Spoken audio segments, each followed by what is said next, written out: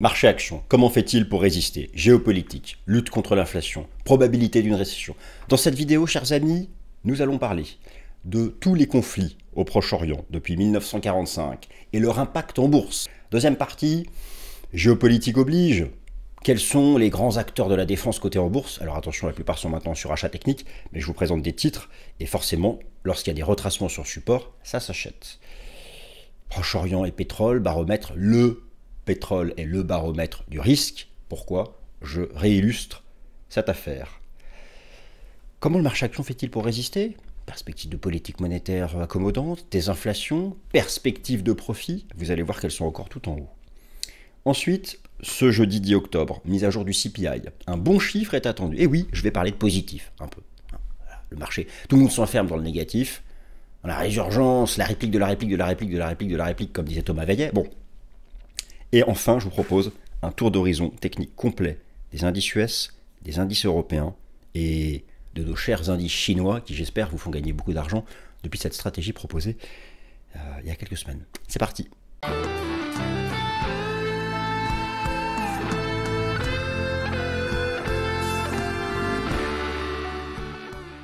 Chers amis, bienvenue, nouvelle édition du Top Gun. Bonjour à toutes et à tous, je suis ravi de vous retrouver dans cette nouvelle édition. Pas de blabla, l'humeur n'est pas au blabla, donc on passe directement au vif du sujet. Et première chose que je vais faire avec vous, il y a eu énormément de conflits au Proche-Orient depuis la fin de la Seconde Guerre mondiale. Il y a déjà eu des conflits directs entre l'armée israélienne et le Liban. Iran, Irak, guerre du Golfe, guerre du Petit Pois. Il n'y a jamais eu de crack. Il y a eu parfois des baisses initiales. Systématiquement, ça repartait en tendance haussière une fois l'apaisement arrivé et la fin du conflit. Bon, naturellement, la situation actuelle, je n'en parle pas. Vous souhaitez en savoir davantage sur la situation géopolitique actuelle, vous allumez n'importe quel poste de télévision, n'importe quel poste de radio, vous lancez n'importe quelle application d'actualité, boum, boum, boum, ça rouge, ça highlight dans tous les sens. Mais factuellement, la tendance haussière est toujours repartie. Le programme, je vous l'ai détaillé en introduction, je le remets ici sous vos yeux. Conflit géopolitique, désinflation, probabilité de récession occidentale, autant de facteurs qui sont un défi quotidien à la tendance haussière du marché action, mais le marché action reste en tendance haussière de fond. Est-ce qu'on peut espérer une belle fin d'année? Moi j'y crois, vous savez. Je ne parle pas de cette semaine, je ne parle pas de la séance du jour, je parle d'une belle fin d'année. Je suis persuadé que d'ici Noël, on aura un S&P 500 en direction des 6000 points. La tendance de fin d'année est-elle menacée? Alors que l'inflation US CPI est très attendue ce jeudi 10 octobre, on va faire le point complet et donc on parlera des indices chinois, européens, US. Les différentes parties s'affichent sous vos yeux, je viens de vous les décrire, donc nous passons directement à la première partie. Voici, chers amis, l'ensemble, l'intégralité, la totalité, enfin presque, des conflits géopolitiques. Alors je pèse mes mots, je pourrais dire guerre, affrontement. Vous savez, ici, nous sommes toutes et tous au chaud, derrière nos écrans, derrière nos PC. Et pour nous, la vie est belle. Donc, parlons de conflits géopolitiques et d'impact en bourse. Le tableau est ici assez complet. Systématiquement, ce sont des conflits qui ont impliqué Israël et des pays voisins. Je vais faire un focus sur 4 conflits. Tout d'abord, donc la guerre israélo-arabe de 1948, la crise de Suez, la guerre des 6 jours, la guerre du Kippour, la guerre civile libanaise, la révolution iranienne, la guerre Iran-Irak, conflit israélo-palestinien, bon ça date, c'est permanent, la guerre du Golfe, l'invasion d'Irak, la guerre civile syrienne, le conflit au Yémen, plus proche de nous et plus proche du conflit actuel, le conflit israélo-libanais de 2006 et les printemps arabes. Concentrons-nous sur des conflits qui étaient proches de la situation actuelle et donc performance du S&P 500 plus globalement, quel impact cela a eu en bourse. Vous allez voir que, quel que soit le conflit ici, il n'y a jamais eu de krach boursier. Il n'y a jamais eu le point de départ d'un bear market, il n'y a jamais eu le point de départ d'un bear market causé par un conflit au Proche-Orient. Prenons tout d'abord la guerre du Kippour, en 1973, où il y a eu une baisse marquée. Effectivement, c'est le seul exemple que j'ai d'une baisse marquée. Pour quelle raison? Parce que cela a coïncidé avec le choc pétrolier. Le choc pétrolier. de 1973, et c'est finalement là où existe un risque pour le marché action et pour la lutte contre l'inflation de manière générale, c'est que l'embrasement géopolitique, s'il devait relancer la hausse du pétrole à 100 $, scénario auquel je ne crois pas, clairement, oui, donnerait le point de départ d'une phase de baisse, une phase intermédiaire. Je n'irai pas jusqu'à dire un krach boursier. Mais en tout cas, dans cet exemple-là, il y a eu donc une baisse marquée du marché action, du S&P 500, mais par le facteur de l'envolée du prix du pétrole. Ce fut à l'époque les chocs pétroliers. Là, nous ne parlons pas de choc pétrolier. D'ailleurs, le pétrole est même plutôt... Vous savez que le taux d'inflation du pétrole entre septembre 2024 et septembre 2023, ou entre octobre 2024 et octobre 2023, là, est largement négatif. Je vais en parler tout à l'heure du pétrole. Ensuite, vous avez eu, second exemple, je prends la guerre Iran-Irak, qui avait duré des années, quasiment une décennie. Il y a eu une baisse initiale et une forte reprise après les opérations militaires. En fait, de manière générale, c'est ce qu'on a observé sur le S&P 500, les baisses initiales, puis, une fois l'essentiel des opérations militaires terminées, une forte reprise. La guerre du Golfe a eu un impact limité sur le S&P 500, et de même sur le pétrole, le prix est rapidement retombé. L'invasion de l'Irak a eu finalement très peu d'impact sur la tendance haussière de fond. Le conflit israélo-libanais de 2006, où l'armée israélienne était entrée au Liban pour déjà lutter contre le Hezbollah, et la guerre avait duré 34 jours, impact limité, la tendance haussière de fond a repris. Donc globalement, hormis la guerre du Kippour, mais via le choc pétrolier, il n'y a pas eu d'effondrement des marchés actions internationaux. Nous sommes au stade actuel, alors bien sûr, les acteurs impliqués sont plus ou moins les mêmes, et actuellement, donc, Israël, le Liban, le Hezbollah libanais, le Hamas et bien sûr l'Iran, la réplique de la réplique de la réplique de la réplique, c'est l'incertitude du moment. Et je dirais que si un impact très négatif devait avoir lieu sur le marché action, cela serait via l'intermédiaire d'une envolée du prix du pétrole. Mais globalement, le prix du pétrole, même s'il a rebondi, d'ailleurs il a rebondi parce que déjà il était sur un support technique, vous le savez, le fameux niveau des 65 $. Le fameux niveau des 65 $. D'ailleurs, j'avais fait une émission spéciale Top Gun sur ce sujet il y a 3 semaines en vous disant nous allons rebondir sur ce support parce qu'il s'agit du niveau de support pluriannuel et qui fut ici le point de départ du choc de la crise sanitaire. C'est le niveau en dessous duquel nous sommes en récession. Peu importe géopolitique ou pas, il y aurait eu le rebond. Mais overall, nous sommes ici en octobre 2024. Voyez où est-ce qu'on était en octobre 2023, septembre 2023. Le taux d'inflation est largement négatif.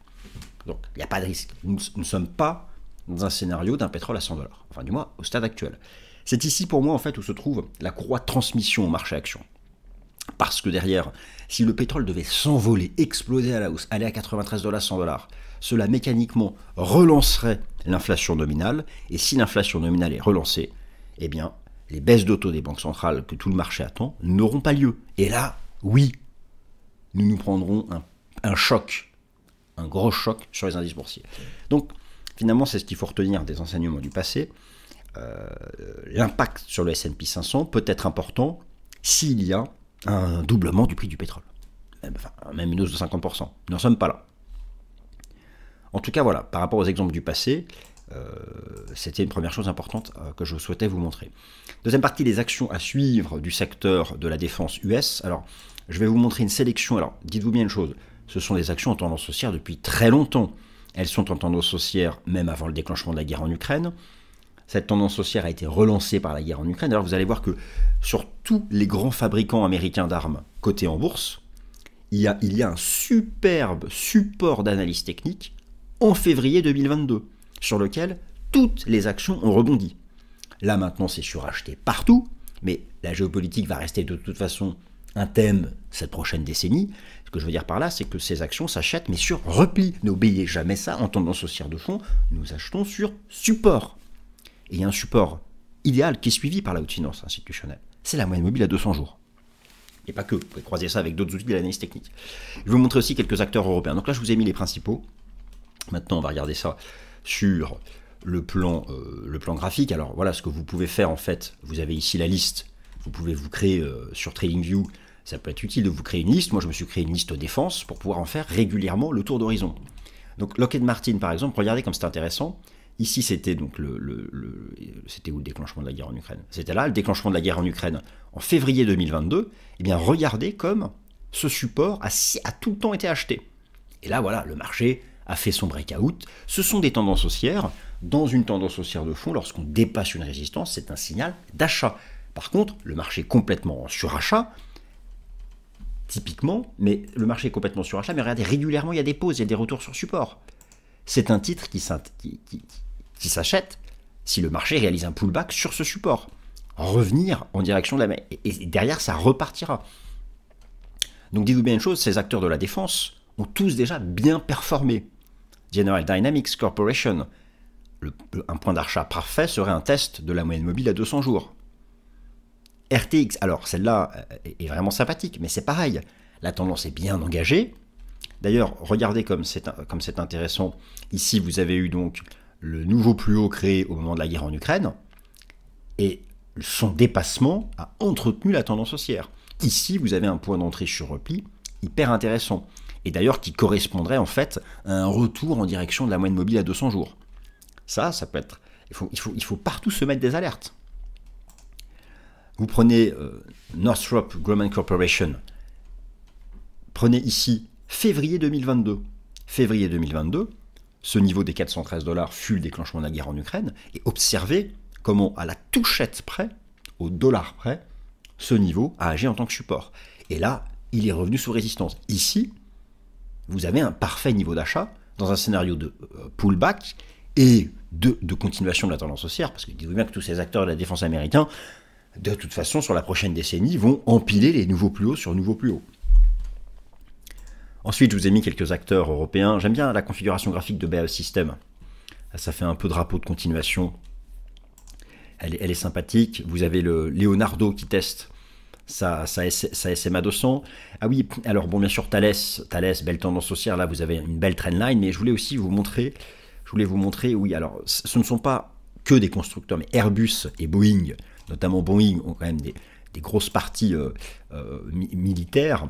Et regardez le point commun. Sur Airbus, vous avez cette superbe ligne de tendance haussière en hebdo. Attendez qu'on la teste. Et ce que je trouve vraiment superbe, c'est qu'il y a exactement la même sur Boeing. Airbus, ça c'est un point d'entrée. Et sur Boeing, elle est là.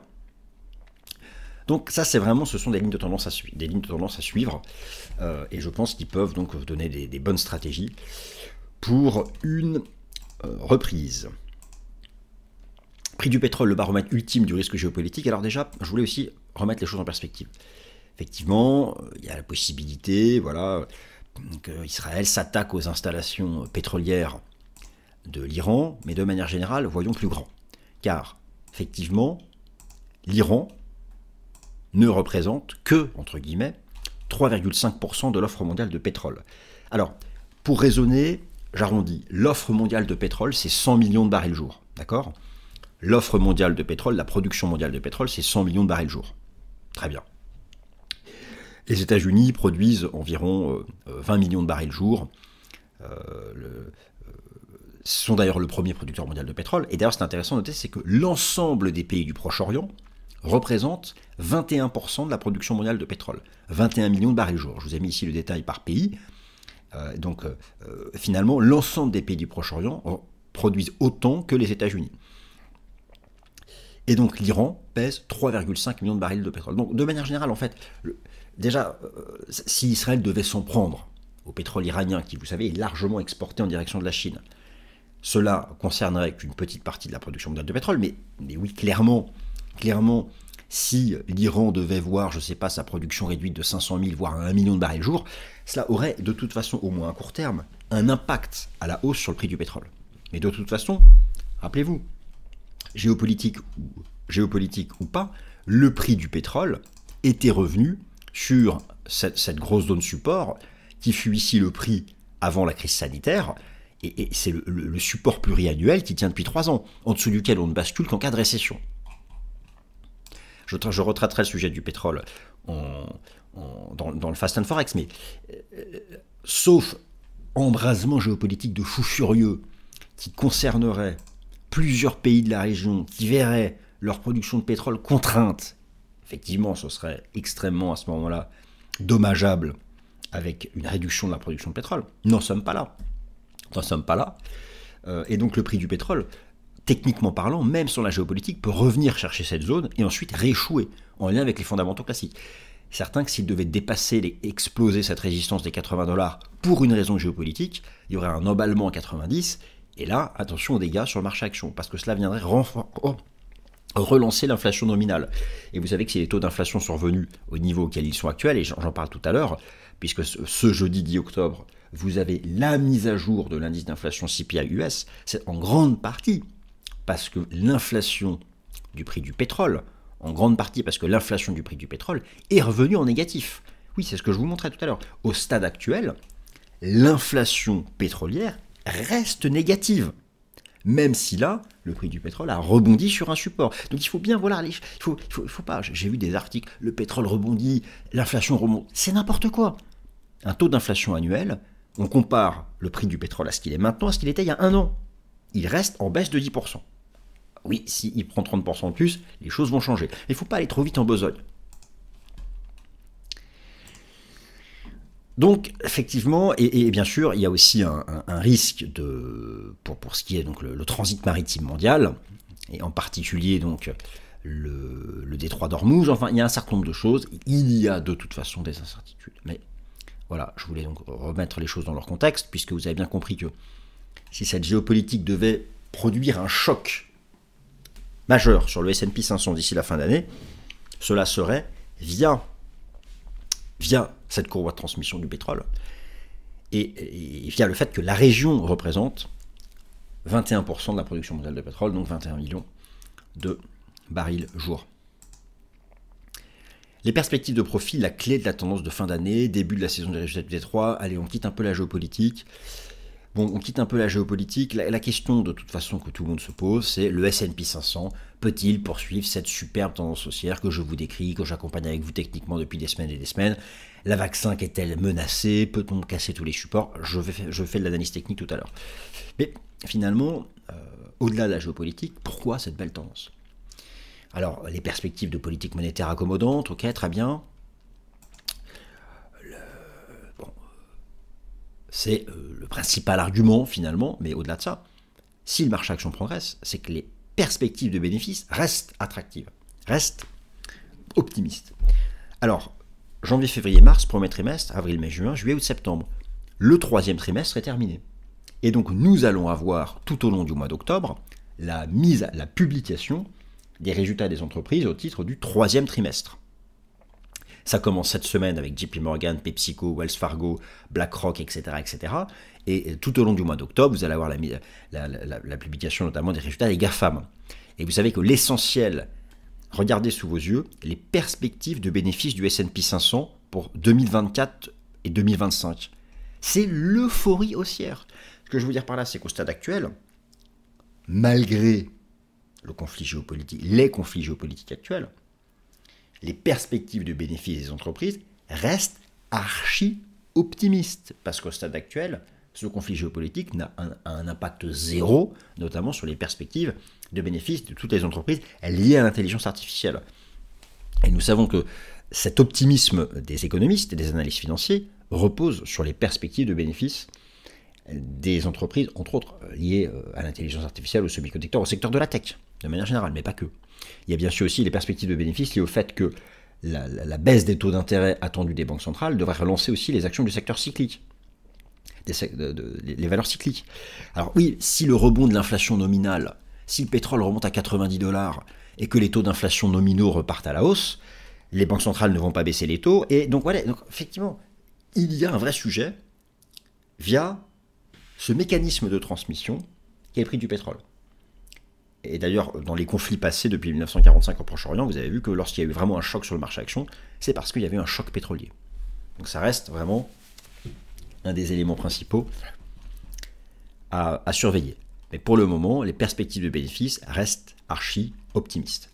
Nous en saurons davantage avec la mise à jour tout au long du mois d'octobre, des résultats du troisième trimestre et surtout donc des perspectives de bénéfices des entreprises US. Inflation CPI du jeudi 10 octobre, un bon chiffre est attendu pour l'inflation nominale. Et oui, ce jeudi 10 octobre, vous avez donc la mise à jour de l'inflation US selon le CPI. Vous savez que la Réserve fédérale des États-Unis a donc engagé un cycle baissier de ses taux d'intérêt.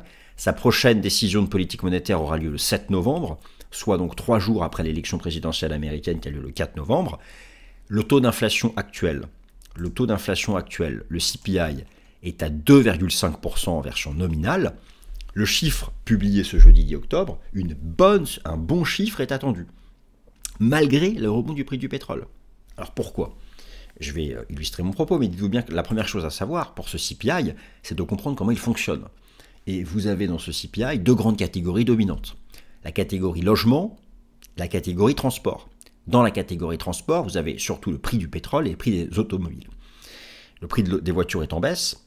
Le prix du pétrole, malgré le rebond actuel, a encore un taux d'inflation entre septembre 2024 et septembre 2023 négatif. Quant à l'inflation immobilière, vous savez bien que les indicateurs d'inflation immobilière temps réel sont déjà à 0.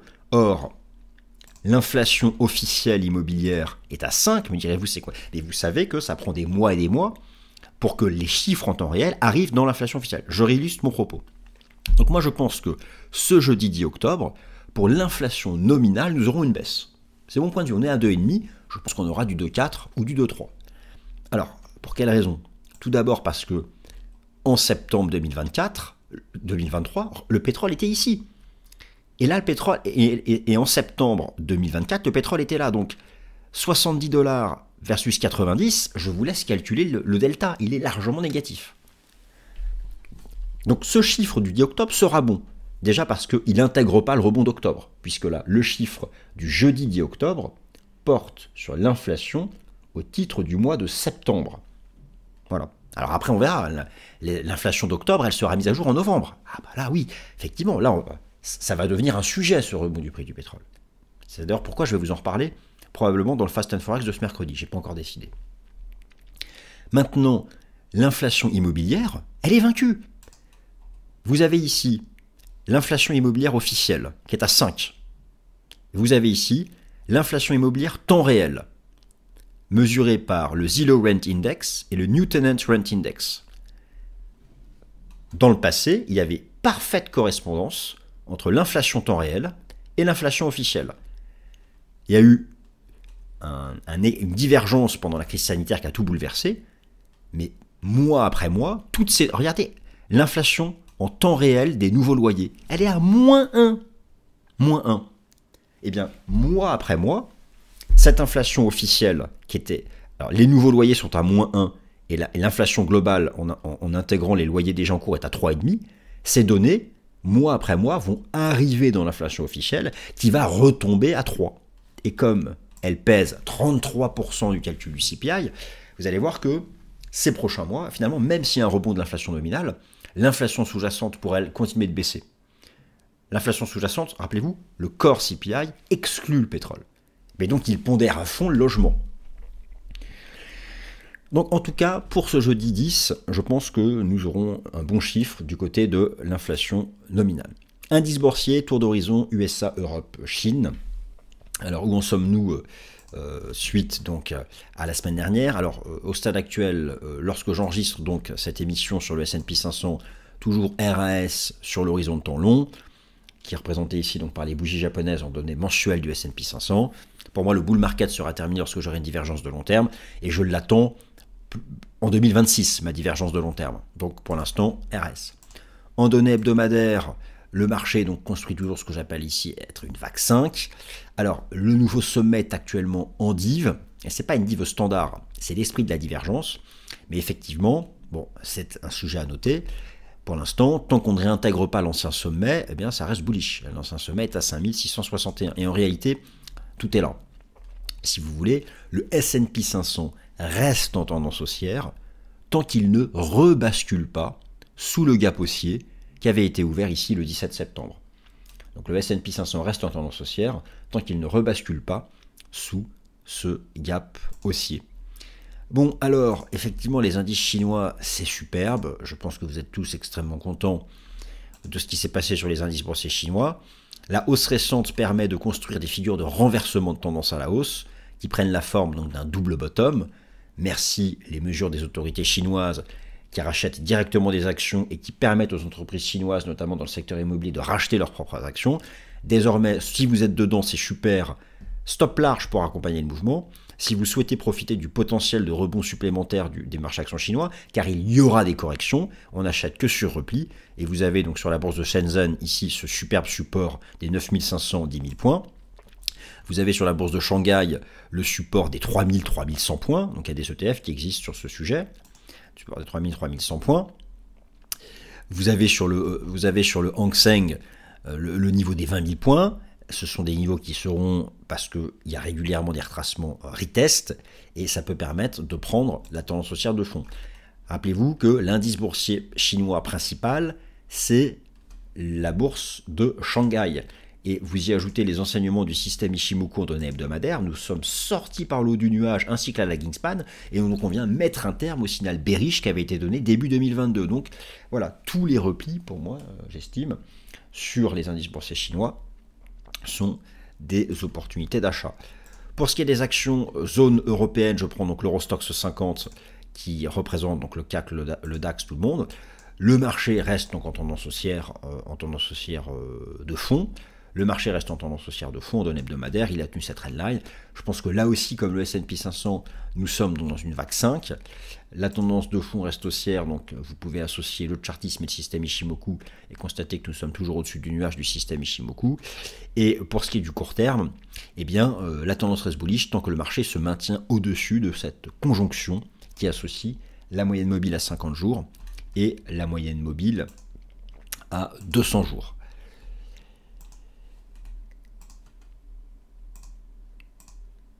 Voilà chers amis, ainsi s'achève cette nouvelle édition du Top Gun, j'espère que ça vous a plu, merci pour vos likes, merci pour vos abonnements, et bon courage à toutes et à tous pour la suite de ce mois d'octobre face à la géopolitique, et comme je dis souvent, je l'ai répété plusieurs fois mais je vais le redire, l'analyse graphique c'est beau, l'analyse fondamentale c'est bien sympathique, mais si vous avez de l'analyse technique sur un papier et de l'analyse fondamentale sur un papier et que vous lui envoyez un missile à la figure, le papier prend feu.